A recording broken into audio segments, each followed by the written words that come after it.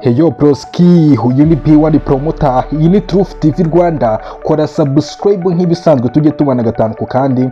Uyu munsi rero ngarutse kuri ya nkuru iri trend cyane, by'umwihariko ni inkuru ya Sabe, ariko ntago nje kukubwira uburyo yuri igipangu, ntago nje kukubwira ngo uburyo yasimbutse, oya, ahubwo nkuzaniye verisiyo y'ukuntu ahari mu bitaro bimeze bite, ese Isimbi TV o bimeze bite. Ku Isimbi TV first of all yabaye atumiye uwo bita Tijara Kabendera Tike, mama Tike kabisa. Ubu niwe uri gutumika akazi ku Isimbi TV, niwe uri kugakora mu gihe Sabe we rwose arwaye, amanitse amaguru mu bitaro.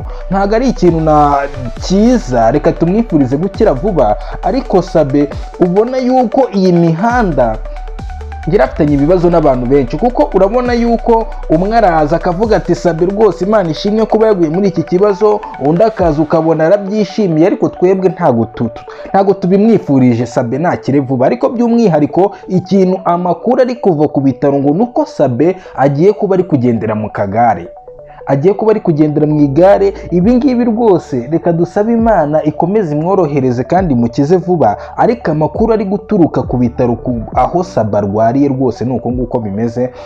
Rero ni ukuvuga ngo urumva yuko Sabe ahana yavunitse, niba ari mu kagombambari cyangwa se niba ari muri cheville, urumva ko cheville ishobora kuba yaraturitse rwose, kubera yuko kugendera no ku mbago ngo bitari gukunda, ngo azabanza agendere mu igare. Niyo makuru ari guturuka ku bitaro by'aho Sabe arwariye. Rero muri iyi industry, muri iyi game, niba yaguye yarahanuye, niba yareretswe simbizi, ariko uburyo yavuze ati aba bantu bari mu gatsiko kandwanya, uburyo Imana igiye kugenda ibagaragaza umwe ku wundi.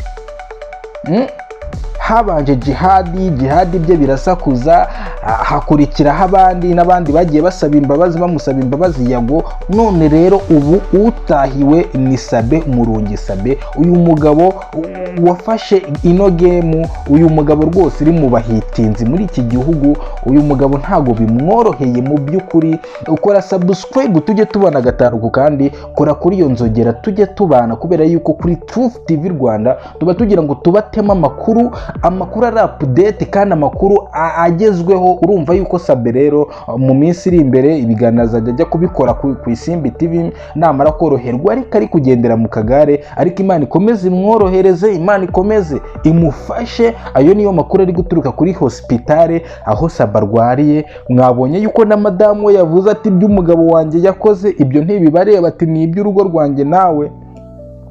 Genda byibuka iriya video nakubitanye nayo igisohoka muri iryo joro, nta n'undi muntu wari wakabimenya muri iki gihugu. Ariko urebye uburyo Sabe yifashe hariya, yariketse cyane. Sabe yariketse cyane, ni bya bindi ngo iminsi y'igisambo ngo ibibaze, ngo iminsi y'igisambo ni 40. Ariko Sabe hariya yariketse. Reba nawe muri video uburyo yiketse. Urabona yuko umuntu wari uri muri iyi nzu yari ari kumufata amashusho, yari ari kumukamera. Sabe rero mu kwikeka nta n'uwamwirukankanaga, yahise afata umwanzuro wo gusimbuka igipangu cya 5 metero. Naho ngaho amaguru ya Sabe rwose yavunikiye mu bakunzi be, bakunzi ba Truth TV n'abakunzi ba showbiz muri rusange. Dore nguwo uyu mugabo ukomeye, uyu mugabo w'umuhitinzi muri entertainment yacu, aho yavunikiye n'icyo yazize. Nguko rero update yacu twari tuzanye uyu munsi yari iyo ngiyo. Kora subscribe tujye tubana 5 kwa 5. Ingendi P1 promoter, iyi kaba Truth TV Rwanda.